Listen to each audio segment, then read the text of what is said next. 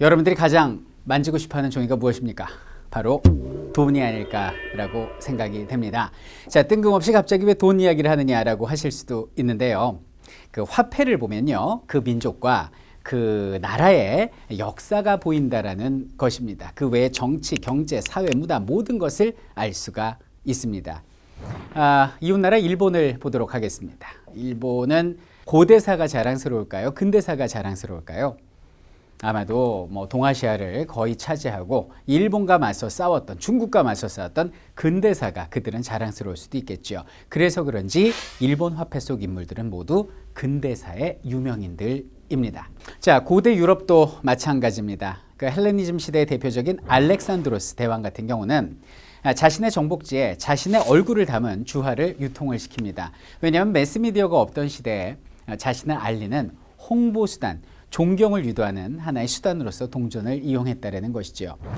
그리고 로마 시대 같은 경우는 그들이 섬겼던 신들, 제우스랄지 아프로디테랄지 이런 모습들이 주화에 많이 들어간 걸 봤을 때 화폐에는 정치랄지 종교까지 담겨 있고요.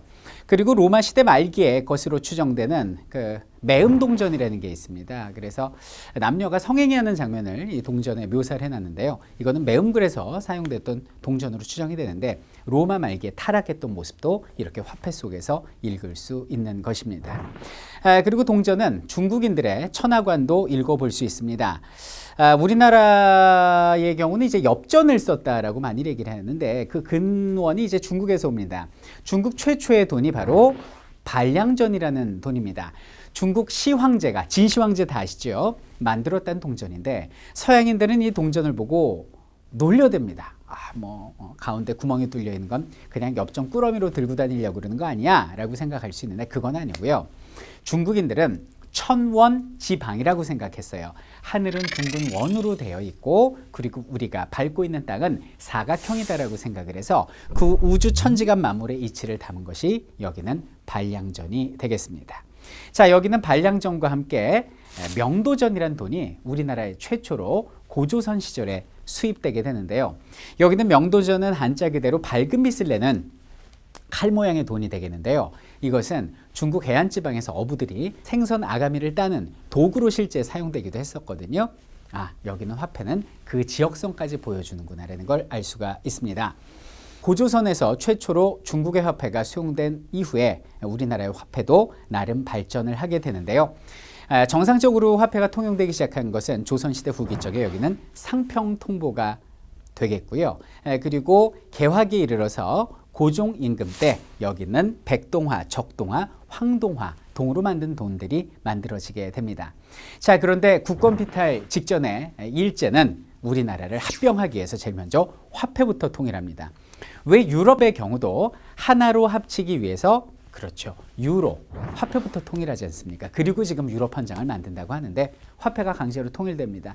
당시 우리나라에 있었던 일본의 제1은행권, 여기 보시는 이 인물이 제1은행 은행장의 얼굴이거든요. 이 제1은행권으로 우리나라의 화폐가 교환됐으니 이것이 1905년에 실시된 화폐 정리 사업이 되겠습니다. 자, 1911년이면 우리나라가 일본에 의해서 망한 지 이제 2년째 되는 해가 되는데요. 이때는 원으로 통화가 됩니다. 그리고 나서 1945년에 광복을 맞이하게 되고 이승만 정권 때 원이 다시 환으로 바뀌게 됩니다. 자, 근데 돈은 왜 전부 다 뒤에 원 아니면 환이 붙을까요? 돈은 왜 돈일까요? 돌고 돌아서 돈입니다. 돌고 돌아서 원이고요. 돌고 돈다고 그래서 환입니다.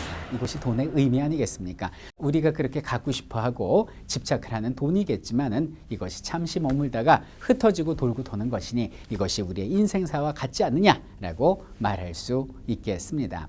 자, 우리나라 광복 이후 최초의 화폐에는요, 이승만 대통령이 새겨져 있었는데요. 초기에는 보시다시피 대통령의 얼굴이 가운데 있었습니다. 그런데 우측으로 옮겨지게 되죠. 그 이유는 뭐냐면 대통령의 얼굴이 반으로 접혀서 되겠느냐라는 아첨꾼들의 아첨 때문에 그 이후에 이승만 대통령의 얼굴은 화폐 오른쪽으로 옮겨지게 되고요. 그 이후에 우리나라 화폐의 인물들은 전부 오른쪽에 배치되게 됩니다. 대표적인 예로서 미국의 달러 같은 경우는 가운데 인물이 들어가는 거에 비하면 차이점이 아닌가라는 생각을 해봅니다. 그리고 박정희 전 대통령이 되기 직전인 국가재건 최고회의 의장으로 있을 때죠. 그때 화폐 개혁을 추진하면서 환이 다시 원으로 바뀌게 되고요. 오늘날 우리가 쓰는 돈의 근간이 만들어지게 됩니다.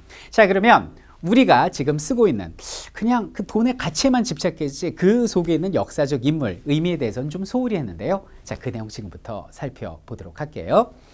자, 보면은 요새는 잘 쓰지 않는데 10원짜리가 있지 않습니까? 요것이 바로 경주 불국사에는 다보탑의 모양이 되겠습니다. 자, 다보탑은 불국사 3층 석탑과 서로 마주보고 있는 탑이 되는데요.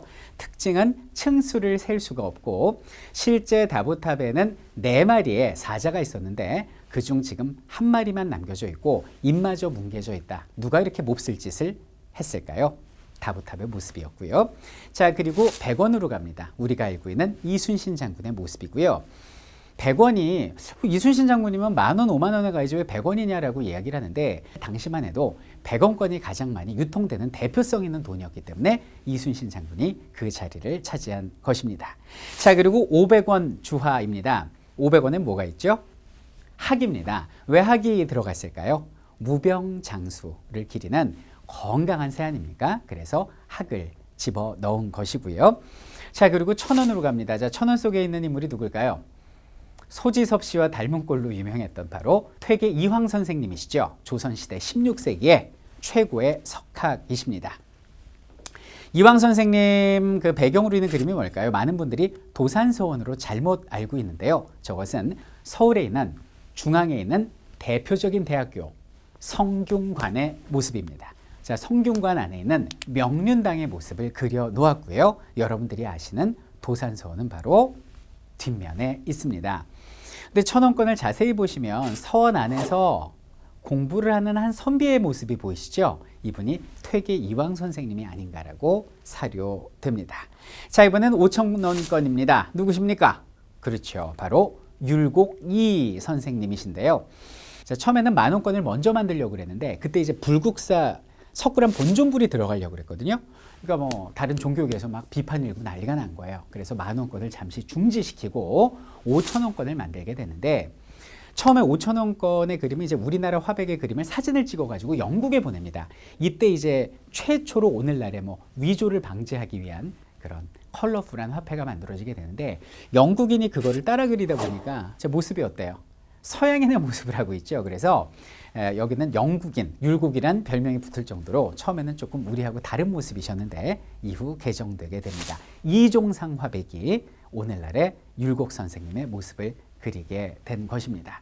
자, 5,000원권에 들어가 있는 그림은 뭔가요? 율곡의 어머니 사임당 신씨가 그렸다라는 그렇죠. 풀과 벌레를 그린 그림 초충도의 모습이고요. 수박도 하고 맨드라미의 모습이 그려져 있습니다. 자, 뭐 10,000원권으로 가봅니다. 그렇죠. 우리 세종대왕님께서 그려져 계신데 세종대왕님 같은 경우는 이렇게 모습을 달리해 오셨지만 가장 오랜 화폐 속의 인물로 오늘날까지 자리 잡고 계시고요. 세종대왕님 뒷면에 보이는 것이 1월 오봉도라는 것입니다. 5개 봉우리가 있고 달이 떠 있는데요. 이 모습은 드라마나 영화 속에서 임금이 신하들을 대할 때 뒤에 병풍 그렇죠. 병풍에서 볼 수 있는 왕을 상징하는 대표적인 그림이 되겠습니다. 자, 10,000원 뒷면으로 가보면요. 배경에 그려져 있는 것은 천상열차 분야지도 각석이라는 것으로서 고구려의 천문도를 바탕으로 조선을 건국한 태조 이성계가 검은색 돌에 새겼던 천문도가 배경에 새겨져 있는 것이고요.